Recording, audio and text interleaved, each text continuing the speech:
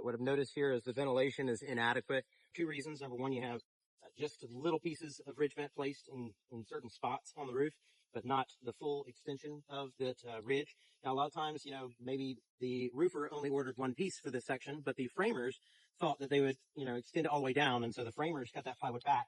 As you can see here, this section is flat right here because they cut the plywood back to allow for the hot air to come out and go in through the vent.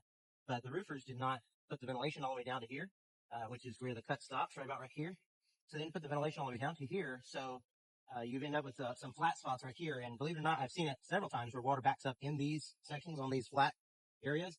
So it's not a good idea to leave it like this. If you didn't need all of that ventilation, you can still at least install the decorative ventilation on top here, put the underlayment down first and then put the vent all the way to here, at least where it looks better and it covers that flat section so you don't have any leaks. Now, the second problem pertaining to the ventilation on this roof is that you're short-circuiting that ventilation. So cold air is supposed to come in from the intake, the eave, all the way down to the bottom. And that cold air is supposed to come in and it's pushing up that hot air, and the hot air is rising out of the ridge vent right here. Now, what happens when you put another vent in between? Well, one of two things is going to happen. Either this vent is ventilating the hot air and the cold air is still coming down from there. Hopefully that's the case. But then you would have a dead spot right here. So either you'd be pulling air in from here, which is not good because that's not how this is designed. It's designed to push air out, not bring air in.